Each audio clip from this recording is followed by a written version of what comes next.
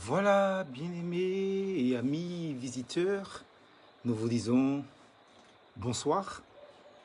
Je pense que vous êtes déjà là pour notre petit moment de méditation qui sera peut-être plus longue que d'habitude, puisque j'ai essayé, pas d'approfondir, mais de faire quelque chose quand même de consistant. J'attends que quelques personnes se connectent. Et c'est vrai que c'est pas évident pour tout le monde. Je sais qu'il y a énormément de problèmes sur la ligne, sur le net en ce moment, par rapport à la connexion, hein. Mais bon, j'espère que le maximum d'entre vous, vous pourrez vous connecter en direct. Sinon, vous allez écouter sur YouTube en différé. Alors, je vais donc prier avec vous, priez déjà, puisque nous sommes déjà en direct et il est déjà donc 18h31. Je vous invite à prier. Père très saint, nous te rendons grâce pour l'instant présent, nous te bénissons parce que tu es celui qui nous précède en toutes choses. Je te prie pour la technique, pour que tu bénisses les frères et sœurs et les amis, tous ceux qui veulent se connecter pour cette étude biblique, cette méditation plutôt, donc en direct sur le net, que tu aplanisses les choses pour eux et que tout puisse bien se passer. Nous te présentons ce moment par Jésus-Christ. Amen. Voilà, amis auditeurs, donc vous n'êtes pas encore nombreux à être connectés, mais cela n'empêche qu'il faut qu'on commence notre moment de méditation. Je sais que toute l'église d'Ajoupa-Bouillon, enfin toute l'église d'Ajoupa-Bouillon, je veux dire, je ne peux pas exagérer non plus, a été en conférence sous Skype avec moi et que bien sûr il reste plus longtemps que moi puisqu'il faut que je vienne donc sur cette plateforme avec vous concernant donc notre moment de méditation et de prière. Donc voilà, alors ce soir, je voudrais vous parler de l'orgueil. Pourquoi de l'orgueil? Parce que nous l'avions dit déjà dans l'un des messages et études bibliques que le péché du diable, c'est l'orgueil, évidemment. Et malheureusement, l'orgueil atteint l'homme aussi dans sa vie quotidienne. Alors, si nous pouvons définir l'orgueil qui a trois définitions, trois sens, on parle de l'orgueil qui est un sentiment exagéré de sa propre personne, une estime, je vais dire, démesurée, excessive de soi, que l'on se porte et qui nous place selon dessus de tout le monde. C'est de cet orgueil-là, c'est de cette définition de l'orgueil dont nous allons nous attaquer, en fait.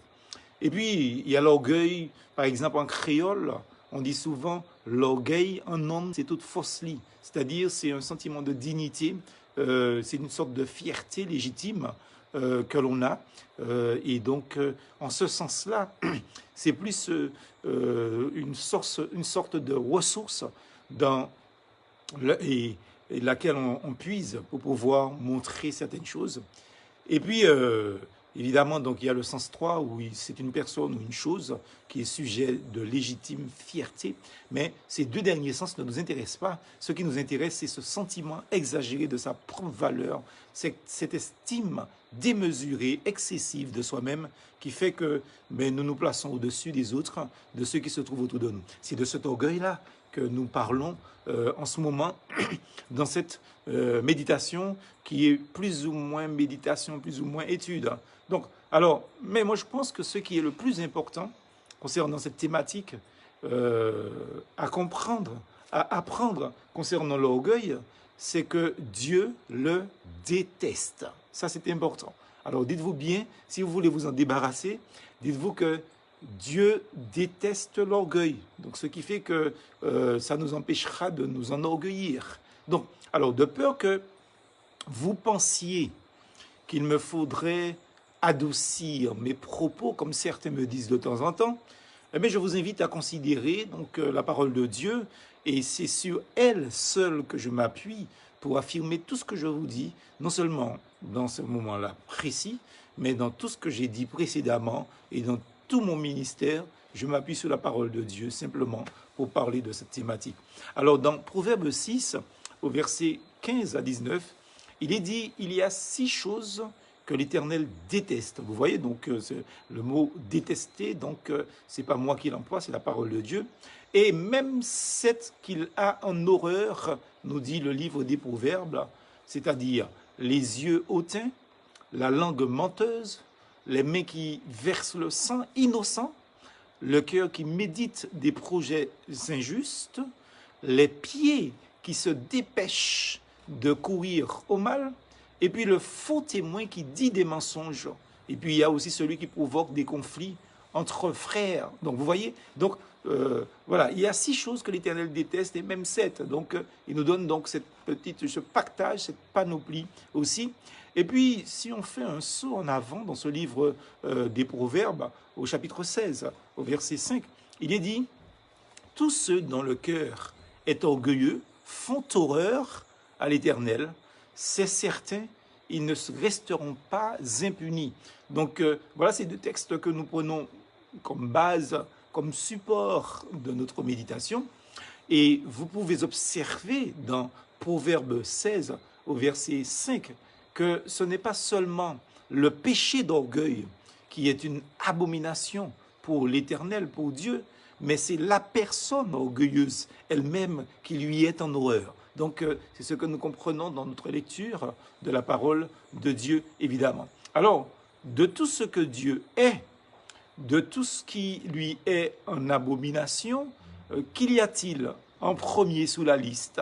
Eh bien, ce que nous constatons dans cette liste, la première des choses est l'orgueil. Donc, c'est-à-dire, il est question des regards hautains. Donc, ce qui signifie des regards pleins d'orgueil, des regards, je vais dire, pleins d'arrogance, en fait.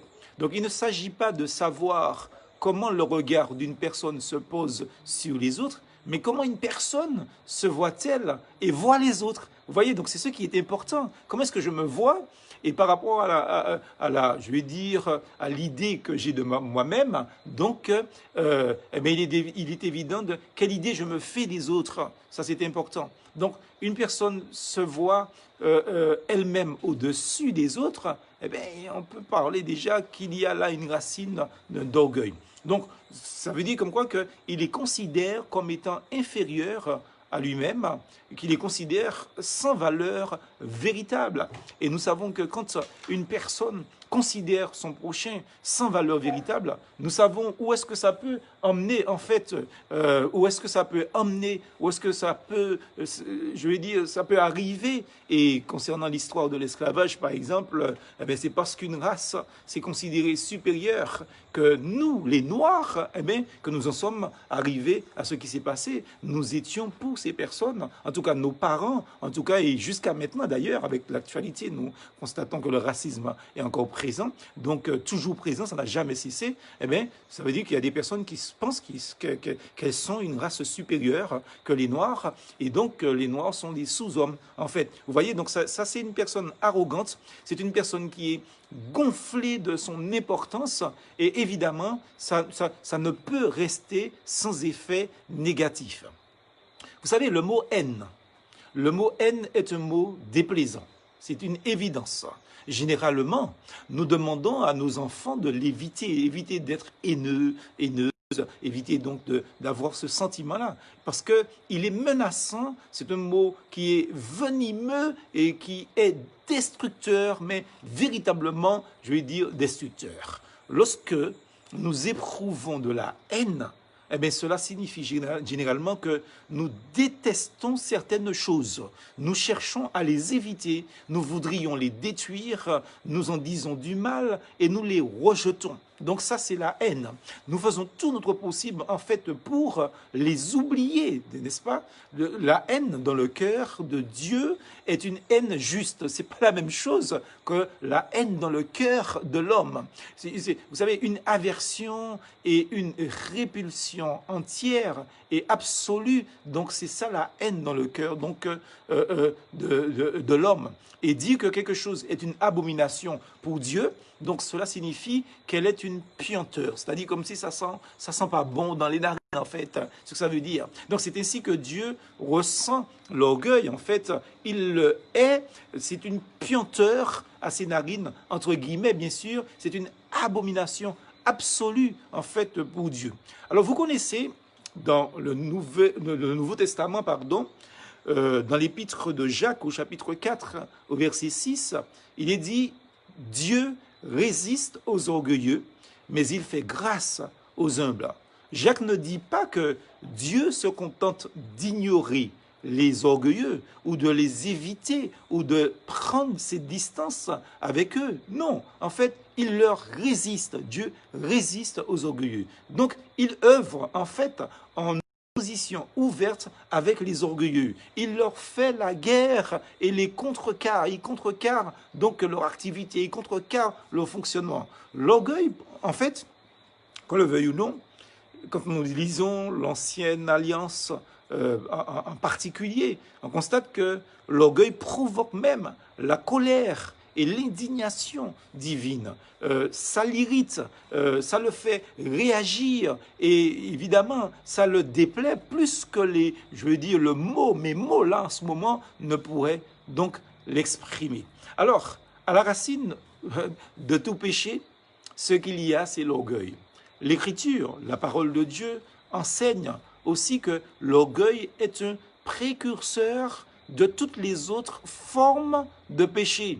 L'orgueil, en fait, si nous pouvons le parler ainsi, est le sol dans lequel toute espèce de péché germe et grandit. C'est comme ce qu'on appelle le terreau du fumier, c'est-à-dire qui sert à faire fructifier les arbres, n'est-ce pas, en agriculture. Donc, l'orgueil, c'est ça. C'est comme du terreau, c'est comme du fumier. Et tous les autres péchés prennent racine à partir du moment qu'il y a de l'orgueil, que c'est alimenté par de l'orgueil. Donc, vous voyez, considérez, par exemple, le livre des Proverbes, au chapitre 16, versets 18 et verset 19, il dit « L'arrogance précède la ruine et l'orgueil précède la chute. Mieux vaut être humble avec les gens modestes que de partager un butin avec les orgueilleux. » Donc vous voyez, je pourrais encore citer un grand nombre de versets qui disent sensiblement la même chose au sujet de l'orgueil. D'abord vient l'orgueil, puis, après l'orgueil, la destruction de la personne orgueilleuse. Nécessairement, une personne orgueilleuse sera détruite. C'est inéluctable. Donc, en ce sens, l'orgueil est la partie laide, on va dire moche, excusez-moi l'expression, de notre cœur qui amène à être plus préoccupé par nous-mêmes et par notre propre réputation que de l'être par Christ et pour sa renommée et aussi d'avoir de l'affinité, aussi de l'amour pour notre prochain. Alors, est-il exagéré de dire que l'orgueil est la cause sous-jacente, n'est-ce pas, de tout péché?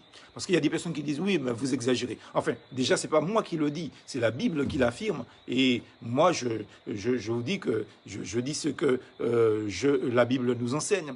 Mais il est évident comme quoi que l'orgueil, certes, est le fumier, je vais dire, dans lequel pousse le péché, mais il y a quand même des péchés qui, je vais dire, ne sont pas forcément donc alimentés par l'orgueil. Alors, si vous prenez le temps de chercher la source même de votre péché, vous ne manqueriez pas, en fait, de découvrir au fond du fond, n'est-ce pas, donc les ossements pourris de l'orgueil et de l'arrogance. Et il y a de nombreux péchés qui sont les retombées directes de l'orgueil, comme des péchés qui ne sont pas les retombées directes de l'orgueil. Alors, les péchés qui sont les retombées directes de l'orgueil, je voudrais les aborder donc avec vous dans cette petite méditation. Je pense qu'on aura le temps de voir cette petite liste. Alors, la première je vais dire des rejetons, donc de l'orgueil, n'est-ce pas? C'est la jalousie. Alors, la jalousie, en fait, est la conscience d'un avantage dont jouit l'autre. N'est-ce pas? Donc on essaie d'aller doucement, et je le redis si vous ne l'avez pas compris, la jalousie est une sorte de prise de conscience d'un avantage, ça peut être matériel ou financier ou je ne sais pas, spirituel ou autre, dont jouit une autre personne, notre prochain. C'est un avantage en fait dont vous êtes convaincu qu'il devrait légitimement être le vôtre, en fait. Mais pourquoi le succès ou la promotion? Pourquoi est-ce que l'éloge de quelqu'un, de notre prochain, de quelqu'un d'autre, en fait, provoque-t-il la jalousie dans nos cœurs? Pourquoi pas la joie, justement, quand on voit quelqu'un de joyeux, pourquoi est-ce que ça ne nous contamine pas, en fait? Eh bien, la réponse est que nous ne voulons pas que d'autres semblent être mieux que nous-mêmes. Nous sommes convaincus que nous sommes plus dignes d'estime et que nous méritons plus que l'autre de ce qu'il bénéficie en fait. Et c'est vrai que nous pensons comme quoi que nous sommes mieux que les autres, n'est-ce pas? Regardez bien, quand un malheur nous atteint, quand, je vais dire, des souffrances, une maladie, on dit pourquoi moi Seigneur? Ça veut dire comme quoi que, mais Seigneur, je ne mérite pas. Et très souvent on se dit, oui, mais moi au moins je suis fidèle, je marche dans tes voies, etc. Sous-entendu, mais pourquoi telle personne que nous savons qui n'est pas justement fidèle au Seigneur, pourquoi pas lui? Et pourquoi nous? C'est un peu ce sous-entendu. Donc faisons très attention donc à la jalousie. La jalousie, elle est dangereuse. Deuxième rejeton de l'orgueil, c'est l'amertume.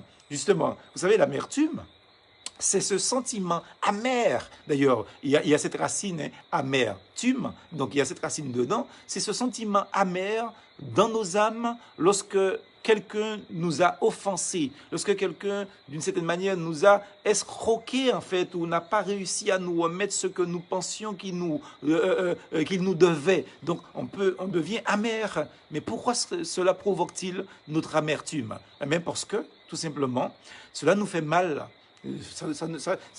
Cela nous fait mal paraître aux yeux des autres, ou cela nous prive de quelque chose que nous pensons mériter. Donc ça crée de l'amertume en nous. Et bien évidemment, nous devenons amers, nous devenons d'une certaine manière, où je vais dire, nous avons les poils qui hérissent en fait, et attention, il ne faut pas nous toucher. Faisons très attention à l'amertume. Alors, autre chose aussi que j'ai trouvé, ce sont les conflits, ou le conflit, n'est-ce pas? Et le conflit vient d'un désir de compétition pour être le numéro un, le désir d'être reconnu par les autres, la volonté de puissance, la volonté d'autorité, la volonté d'éloge, etc. Et il nous faut faire très attention, il nous faut tout faire pour ne pas rentrer en conflit avec notre prochain, évidemment. Donc, surtout quand il ne nous a rien fait, faisons très attention à cela. Il y a autre chose que j'ai trouvé, c'est la tromperie, justement. Alors, je me dis souvent, franchement, ça c'est une question que je me pose tout le temps. Je me dis, mais pourquoi mentons-nous? Pourquoi est-ce que nous mentons, en fait?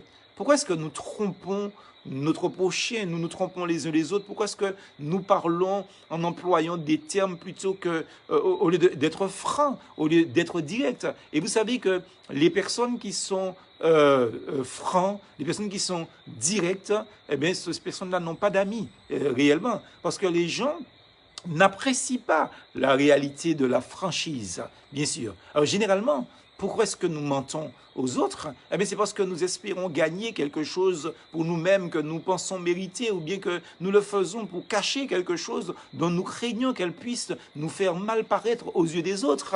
Et des fois, nous coupons carrément une relation ou des relations avec des personnes, sachant qu'effectivement, les gens vont nous poser des questions sur telle chose qui nous concerne directement. Alors, non seulement nous mentons à ces personnes, mais nous mentons à nous-mêmes aussi, et nous préférons les éviter aussi. Nous trompons nous-mêmes. Vous savez, avant de tromper les autres, on s'est déjà trompé. Vous vous rendez compte de cela? Donc, il y a des gens qui vivent dans le mensonge comme ça perpétuellement aussi. Autre chose que j'ai retrouvée, c'est l'hypocrisie. Alors là, vous savez que nous avons tendance à prétendre être quelqu'un que nous ne sommes pas, parce que nous craignons d'être vus et connus pour ce que nous sommes réellement. Alors, nous faisons la comédie, nous avons un masque, justement, et sans jeu de mots, parce que nous sommes en ce moment, justement, masqués quand nous sortons d'ailleurs, mais nous avons quand même un masque virtuel sur notre visage réel même, qui fait que, quand les gens commencent réellement à nous fréquenter, quand les relations commencent à devenir, je vais dire, proches, voire intimes, on commence à découvrir réellement qui nous sommes, parce que nous vivons dans l'hypocrisie au quotidien.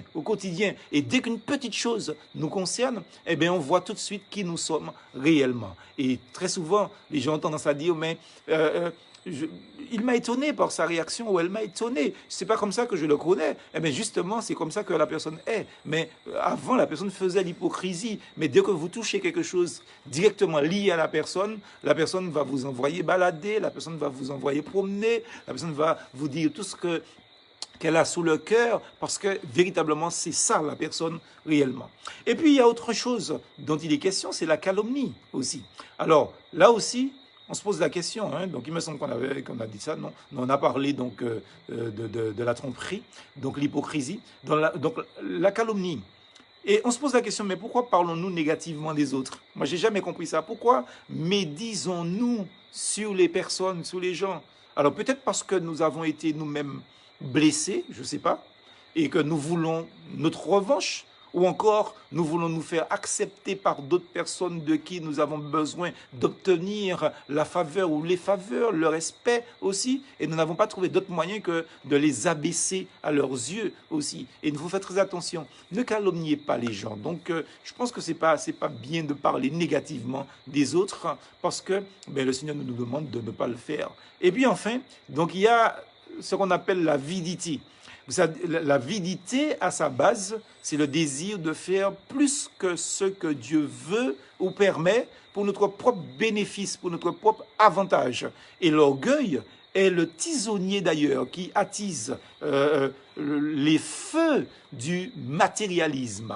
Donc, nous ne supportons pas l'idée que des personnes pensent que nous n'avons pas autant de succès que d'autres, que nous ne sommes pas aussi riches, que nous ne sommes pas aussi talentueux, que nous ne sommes pas aussi méritants, que nous ne sommes pas aussi raffinés que d'autres. Nous ne supportons pas cette idée-là, parce que tout simplement nous voulons que les gens aient une idée, je vais dire, idyllique de nous-mêmes. Donc le cœur orgueilleux, c'est un cœur qui est imperméable à la réprimande, c'est un cœur qui est insensible à la condamnation. Vous savez, quand vous avez affaire avec des personnes orgueilleuses, ça ne vaut même pas la peine de les répondre. Quand vous voyez leur réaction à chaud, il vaut mieux se taire, prier pour ces personnes, demander au Seigneur qu'il agisse dans les cœurs et qu'il montre aux personnes leur véritable état, donc devant Dieu et devant les hommes. Et vous savez, il y a des personnes qui se plaignent que les gens s'éloignent d'eux.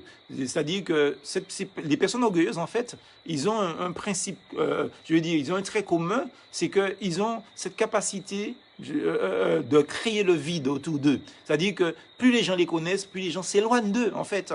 Et ces gens-là, ils voient toujours les autres comme un problème parce qu'ils ne comprennent pas pourquoi est-ce qu'un tel, il a un problème avec ça. Vous voyez, il y a des gens qui, par exemple, qui n'ont pas d'amis. Ils n'ont pas d'amis du tout. Parce que chaque ami qui s'approche d'eux découvre réellement quel état d'être est cette personne, en fait. Et puis finalement, cette personne s'éloigne à nouveau. Et le problème, c'est qu'on ne se pose jamais de questions sur soi-même. On se pose des questions sur les autres. On dit les autres sont pas bons, les autres sont mauvais, les autres sont ceci, les autres sont cela. Mais on ne se remet jamais en cause. On voit les autres s'éloigner de nous, mais on ne se remet jamais, jamais, jamais en cause. Alors vous voyez, donc il faut faire très attention quand on a un cœur orgueilleux. Je vous dis franchement, et je peux vous dire ça, après plus de 30 ans de ministère pastoral, le cœur orgueilleux est imperméable à la réprimande. C'est un cœur, le cœur est insensible à la condamnation et il faut, je crois, une action divine pour pouvoir remettre ces gens à leur vraie place. C'est pour ça que je suis arrivé à la conclusion, comme quoi que quand j'ai affaire à des situations comme ça, je préfère juste prier pour les personnes. Chacun de ces péchés que nous venons de voir se développe sur la même racine mortelle, le même fumier mortel, le même terreau mortel qu'est l'orgueil. Et pour le dire en quelques mots, je vais dire simplement et en conclusion, l'orgueil est la partie laide de notre cœur qui souvent nous amène à être plus préoccupés par nous-mêmes et notre propre réputation que nous ne le sommes justement de la réputation de Jésus-Christ, de la personne même de Jésus-Christ, de sa renommée et aussi de notre prochain. Alors, c'est vrai que j'aurais pu voir avec vous une deuxième partie pour parler de la grâce qui déracine l'orgueil, mais comme c'est une méditation, je m'arrête là parce que la méditation est censée ne pas être longue, c'est ça. Voilà. Donc, alors je sais que plusieurs d'entre vous vous dites que c'était court, mais je suis désolé, je ne peux pas aller plus loin puisque c'est une méditation, c'est pas une étude biblique. Alors que Dieu bénisse notre cœur et qu'il nous préserve vraiment de l'orgueil, parce que je vous dis, l'orgueil est dangereux. Et n'oubliez pas que l'orgueil a précipité des milliers et des milliers d'anges donc du ciel avec Satan qui était à leur tête et qui sont aujourd'hui devenus des ennemis de Dieu. En vérité, comme dit la parole de Dieu, Dieu est clair sur ça. Il y a 6 choses que l'Éternel déteste et même 7 qu'il entend en horreur: les yeux hautains, la langue menteuse, les mains qui versent le sang innocent, le cœur qui médite des projets injustes, les pieds qui se dépêchent de courir au mal, le faux témoin qui dit des mensonges et celui qui provoque des conflits entre frères et sœurs, bien sûr, n'est-ce pas? Donc, et là, vraiment, c'est l'orgueil. Et nous concluons avec ce verset du chapitre 16 au verset 5. Tous ceux dont le cœur est orgueilleux font horreur à l'Éternel. Certains, ils ne resteront pas impunis. Prions. Seigneur, nous te remercions pour ta parole. Tu nous as parlé de l'orgueil et nous constatons cette laideur de cette chose qui est du fumier pour beaucoup d'autres de péchés. Alors épargne-nous de l'orgueil et donne-nous de nous humilier devant toi et de reconnaître que nous avons été suffisamment têtus, orgueilleux face à toi et face à nos frères et sœurs, face à nos parents, face à nos enfants, face à nos frères et sœurs, face à des amis tout simplement, face à notre prochain. Et mets de l'humilité dans notre cœur pour que nous soyons comme cet homme de douleur qui s'est humilié jusqu'à la mort. Jésus-Christ, notre Seigneur et notre Dieu. C'est en son nom précieux que nous t'avons prié. Amen.